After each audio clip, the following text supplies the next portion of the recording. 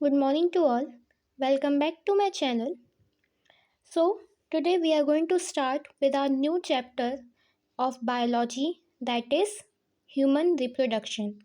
Okay, so human reproduction हमने sexual reproduction in flowering plants complete कर लिया है. ह्यूमन रिप्रोडक्शन में हम क्या समझने वाले हैं. सबसे पहली बात, जो ह्यूमन है वो सेक्सुअली रिप्रोड्यूसिंग और विविपेरस ऑर्गेनिज्म है. मतलब सेक्सुअल रिप्रोड्यूसिंग मतलब दो गैमेट्स इसमें होते हैं, और विविपेरस मतलब एग लेइंग नहीं है ना. ये मैमेलियन फैमिली को बिलोंग करते हैं और ये बर्थ देते हैं आपके यंग वंस को, और साथ ही साथ इनमें है ना लैक्टेशन पीरियड या मेमोरी ग्लैंड ये सब भी प्रेजेंट होता है. ठीक है, ओके. द रिप्रोडक्टिव इवेंट्स है ना, कोई एक सीक्वेंस होता है ह्यूमन रिप्रोडक्शन में. रिप्रोडक्शन का एक सीक्वेंस होता है, वो हम पढ़ने वाले हैं. सबसे पहली बात, गैमेटोजेनेसिस. गैमेटोजेनेसिस का मतलब सिंपल गैमीट्स का फॉर्मेशन होना. ठीक है, the reproductive event in human include formation of gamete, that is gametogenesis. अब आपका गैमीट फॉर्म हो गए, आपके मेल और फीमेल गैमीट फॉर्म हो गए हैं, तो उनको पास लाना है. ठीक है, ट्रांसफर ऑफ गैमीट्स हम जिसे कहते हैं, तो उसे हम क्या कहते हैं, ट्रांसफर ऑफ गैमीट को हम क्या कहते हैं, इंसेमिनेशन कहते हैं. ठीक है, आपके गैमीट फॉर्म हो गए, ट्रांसफ़र हो गया उनका, उसके बाद उनको फ्यूज़ करवाना है. फ्यूजन ऑफ मेल और फीमेल गैमीट हमें पता है, उसे हम फर्टिलाइजेशन कहते हैं. मेल और फीमेल गैमीट फ्यूज़ हो गए, फर्टिलाइजेशन हो गया. अब आपका क्या बनेगा, जाइगोट का फॉर्मेशन होगा.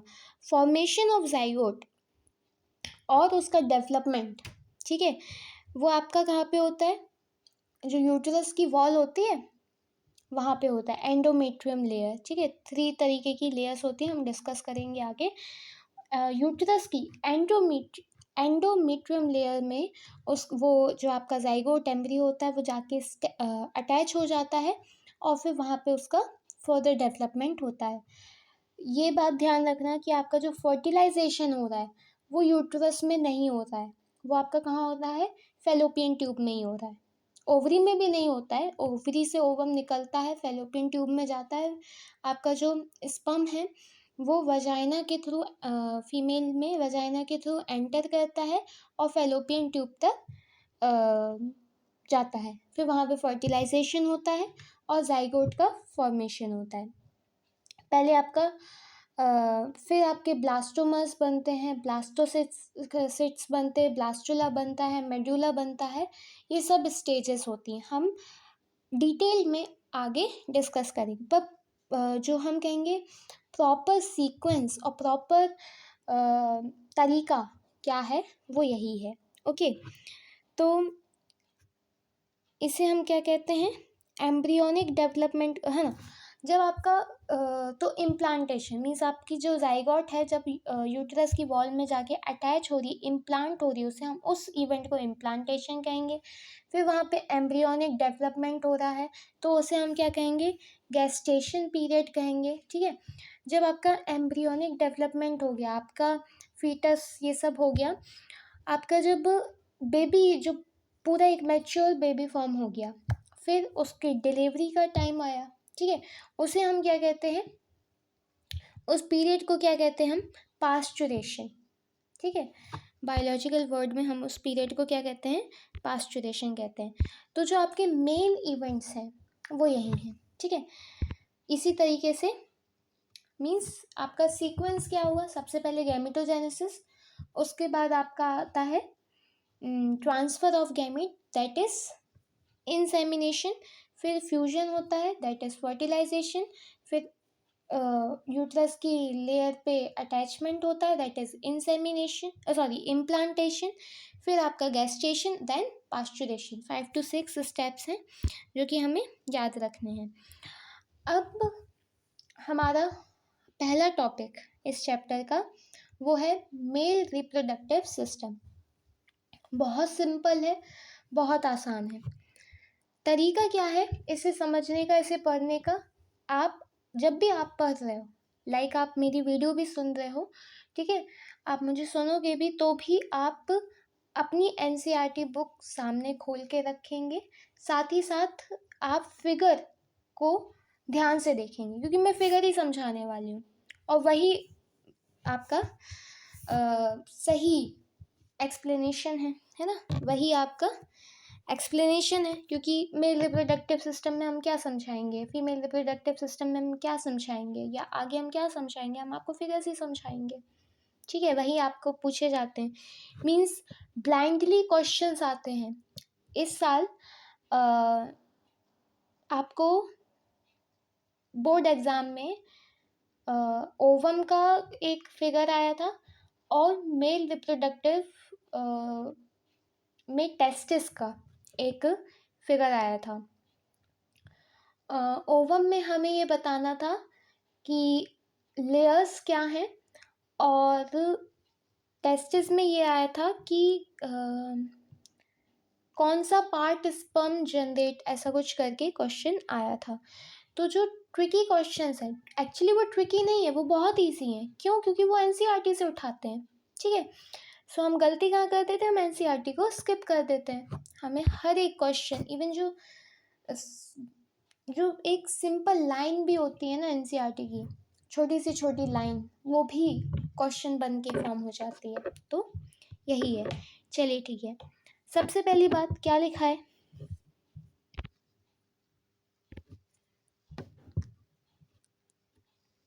जो मेल रिप्रोडक्टिव पार्ट है आपका, वो कहाँ पे प्रेजेंट है? पेल्विक रीजन में, ठीक है, पेल्विक रीजन में आपका प्रेजेंट होता है। अब अब इसको आप फ्लो चार्ट के फॉर्म में बनाइए, ठीक है। क्या कि मेल रिप्रोडक्टिव पार्ट, जो आपका मेल रिप्रोडक्टिव सिस्टम है, उसमें टेस्टिस हैं, टेस्टिस के साथ डक्ट्स, एसेसरी डक्ट्स हैं, एसेसरी ग्लैंड्स हैं और एक्सटर्नल जेनिटिलिया है। अब अगर हम टेस्टिस के बारे में बात कर रहे हैं, तो टेस्टिस क्या है?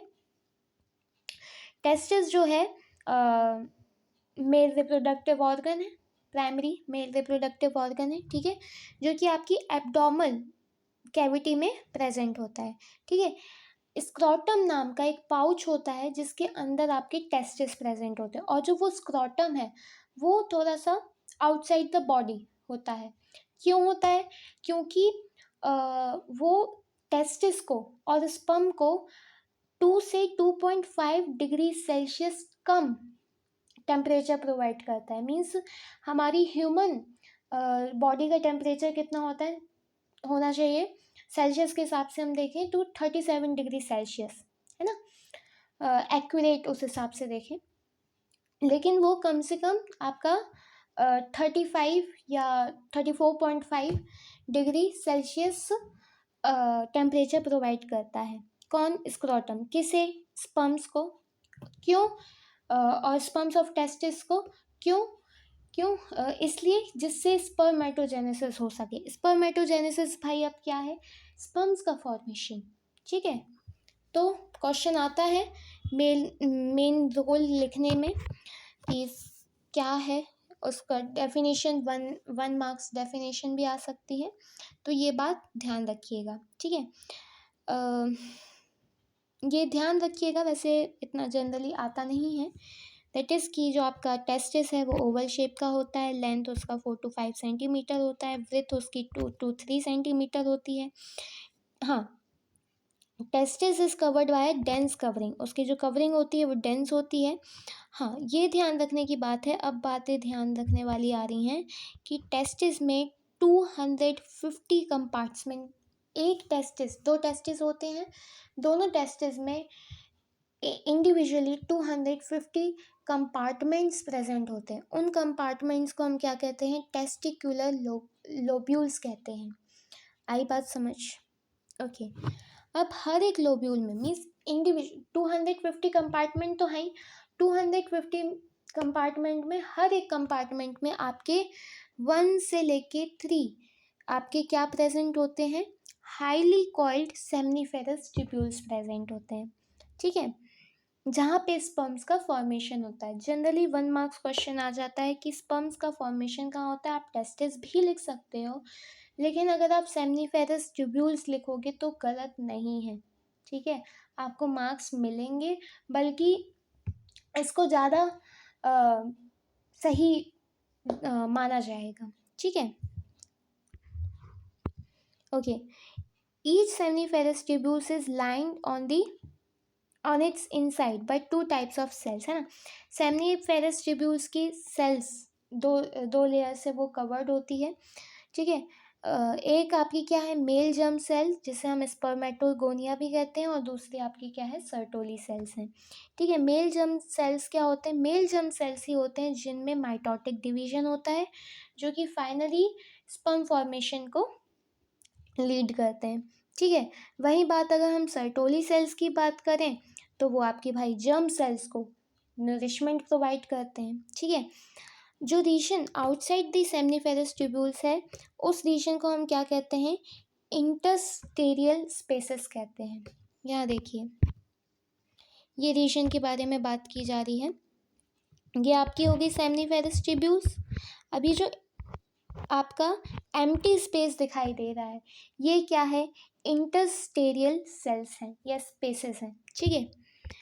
इनका क्या रोल है, इनमें ब्लड वेसल्स होते हैं और लेडिंग सेल्स होती हैं, ठीक है। लेडिंग सेल्स किस लिए रिस्पॉन्सिबल होती हैं, जो आपका टेस्टिकुलर हार्मोन्स होते हैं उनकी सिक्रीशन और सिंथेसिस के लिए रिस्पॉन्सिबल होती हैं, जिसे हम एंड्रोजन भी कहते हैं, ठीक है। क्वेश्चन आता है, ध्यान रखिएगा।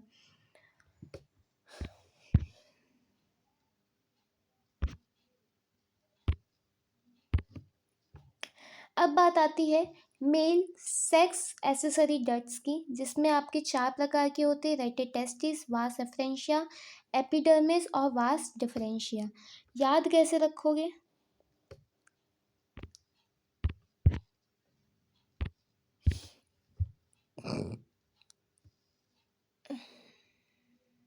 रेटिटेस्टिस, वास एफ्रेंशिया, फिर एपिडर्मिस और वास डिफरेंशिया, ठीक है। यहाँ पे आपको रेटिटेस्टिस दिख रहा है, यह आपका जो टेस्टिस के अंदर का जो रीजन है वो रेटिटेस्टिस है।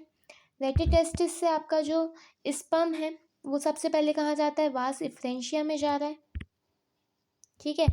उसके बाद आपके जो स्पर्म्स हैं वो एपिडर्मिस में जा रहे हैं, मींस टेस्टिस को उन्होंने छोड़ दिया, टेस्टिस के बाहर निकल आए।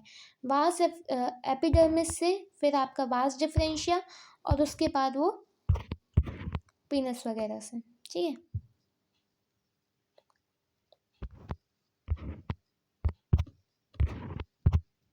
चलिए यहाँ देखिए, लिख दिया, okay. Seminiferous tubules of the testis open into वास एफ्रेंशिया। सेमनीफेरस ट्यूब्यूल्स कह लो या रेटिटेस्टिस कह लो, एक्चुअली वो रेटिटेस्टिस के पास ही में ही प्रेजेंट होती हैं, ठीक है। तो वो वास एफ्रेंशिया को लीड कर रही हैं थ्रू रेटिटेस्टिस, ठीक है। वास एफ्रेंशिया लीड्स द टेस्टिस। जैसे ही आप वास एफ्रेंशिया से एपिडर्मिस में जाओगे तो वो अपना टेस्टिस छोड़ देगी, एपिडर्मिस को लीड करेगी, ओके। उसके बाद एपिडर्मिस के बाद वास एफ्रेंशिया में जा रहा है, ठीक है। उसके बाद सब that access to the abdomen and loops over the urinary bladder, urinary bladder के पास आ गया, फिर उसने रिसीव किए दूसरे डक्ट्स भी, है ना, फ्रॉम सेमिनल वेसिकल से भी कुछ डक्ट्स लिए, ठीक है। फिर वो यूरिथ्रा में खुल रहा है एज अ इजैकुलेटरी डक्ट, ठीक है। उसके बाद क्या हो रहा है, दीज डक्ट्स, ये जो डक्ट्स हैं वो स्टोर और ट्रांसपोर्ट कर रही हैं स्पर्म को। हम क्या कह रहे हैं कि टेस्टिस से रेटिटेस्टिस से निकला, वास एफ्रेंशिया में पहुंचा, फिर एपिडर्मिस में क्या क्या ट्रांसपोर्ट हो रहा है ना, क्या स्टोर कर रहा है वो, क्या कर रहा है स्टोर, वो स्पर्म स्टोर कर रहा है, ठीक है। आउटसाइड फ्रॉम टेस्टिस से ट्रेवल होता है और यूरिथ्रा के थ्रू बाहर निकाल रहा है, ठीक है। Urethra originate from urinary bladder. अब ये यूरेथ्रा क्या है, वो यूरिनरी ब्लैडर में ओरिजिनेट है and extend through the penis to its external opening called urethra meatus, ठीक है। फिर वो अपना जो उसका ओरिजिन यूरिनरी ब्लैडर में होता है, फिर वो एक्सटेंड होती है पेनिस के थ्रू, पास होती है पेनिस के पास से, और फिर उसकी जो एक्सटर्नल ओपनिंग है जिसे हम क्या कहते हैं, यूरिथ्रा मीटस कहते हैं, ठीक है। अब बात आती है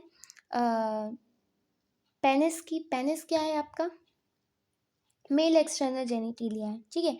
ये भी कुछ स्पेशल टिश्यूज से बना है जो कि हेल्प करता है किसमें, इंसेमिनेशन में, है ना। अब the enlarge end of penis, जो पेनिस का एनलार्ज एंड है, यहाँ पे आप देखिए इसके बारे में बात की जा रही है, ठीक है। उसे हम क्या कहते हैं, पेनिस के एनलार्ज एंड को ग्लांस पेनिस कहते हैं। उसकी कवरिंग, वो भी कवर है ना, उसको भी प्रोटेक्शन की ज़रूरत है। वो किससे कवर है, फोर स्किन से, यहाँ पे लिखा है, ठीक है। ये आपकी यहाँ पे ध्यान से देखिए, ये ग्लांस पेनिस,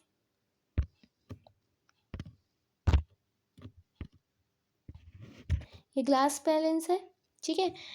उसके साइड में ऐसी कवरिंग है, उसे हम क्या कह रहे हैं, फोर स्किन कह रहे हैं। आगे बात समझ, ठीक है। अब बात आती है मेल एसेसरी ग्लैंड्स की, जिनमें आपके सेमिनल वेसिकल्स आ जाते हैं, प्रोस्टेट आ जाता है ना, और ये बर्बोरेथ्रल ग्लैंड्स आ जाती हैं। ये सब, इन सब का रोल क्या है, ये कुछ नेसेसरी एंजाइम्स होते हैं जिन्हें वो सिक्रीट करती हैं, जो कि रिच होते हैं फ्रक्टोज में, कैल्शियम में, ठीक है।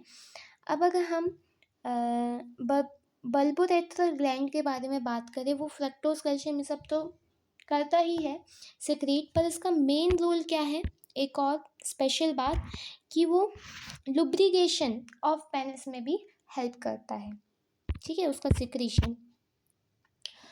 बस इतना ही हमारा मेन रिप्रोडक्टिव पार्ट है। सबसे पहले आप ये समझाओगे कि मेल रिप्रोडक्ट, अगर आपका एग्ज़ाम में जनरली क्वेश्चन आते हैं तो आप क्या समझाओगे, 5 मार्क्स का अगर क्वेश्चन आया तो आप सबसे पहले क्या बताने वाले हो कि आपके टेस्टिस जो है वो प्राइमरी मेल ऑर्गन है, प्राइमरी मेल ऑर्गन है, ठीक है। सेकेंडरी, उसकी लोकेशन कहाँ है। थर्ड पॉइंट, स्क्रोटम आप समझाओगे कि स्क्रोटम में है और स्क्रोटम का टेम्परेचर क्यों कम होता है। थर्ड बात, आप फिर डायरेक्टली सेमनीफेरस ट्यूब्यूल्स वगैरह पे आ जाना। फिर आप ये बता देना कि 250 कंपार्टमेंट होते हैं जिन्हें हम टेस्टिकुलर लोब्यूल्स के, है ना, ये सब। फिर 1 2 3 हाईली कॉइल्ड आपके सेमनीफेरस ट्यूब्यूल्स होते हैं, ठीक है, ये सब आ जाएगा। उसके बाद आप आ जाओगे किस पे, ग्लैंड्स वगैरह पे, है ना। तो आप चारों प्रकार की ग्लैंड समझाना। उसके बाद आप आ जाना, ये थोड़ा सा समझा देना, पेनिस वगैरह आप समझा दीजिएगा। उसके बाद आप आ जाइएगा उसमें डट्स वगैरह में, ठीक है, और सबके एक एक मेन रोल समझा देना। बस इतना ही है। और जो मेन इवेंट्स हैं उसको सबसे पहले आप लिख लेना इवेंट्स, और फिर उसके साइड में डैश डाल के, मतलब एक लाइन खींच के लिख देना कि अगर हम इंसेमिनेशन है, ठीक है, सपोज इंसेमिनेशन, तो इंसेमिनेशन कुछ नहीं है, सिंपल ट्रांसफ़र ऑफ गैमीट्स, बस, ज़्यादा कुछ नहीं लिखना है। हाँ, पहले आप अपना ओवरव्यू बना लो कि हाँ इसका मतलब ये होता है, उसका मतलब ये होता है। फिर आप जिस हिसाब से जितने मार्क्स का आपका क्वेश्चन आ रहा है उस वे में आप उसी चीज़ को थोड़ा सा एक्सप्लेन कर दो, बस, सिंपल। ज़्यादा टफ क्वेश्चंस नहीं आते, बहुत इजी क्वेश्चंस आते हैं। हम वो भी आपके साथ डिस्कस करेंगे कि इससे क्वेश्चंस किस तरीके से पूछे जाते हैं इन टॉपिक्स से, ठीक है। क्योंकि जनरली रिप्रोडक्शन में जो पार्ट है उसमें डायग्राम बेस्ड क्वेश्चंस ज़्यादा आते हैं, तो हम आपके साथ प्रीवियस चैप्टर के भी क्वेश्चंस डिस्कस करेंगे और इस चैप्टर के भी। Thank you. Have a nice day.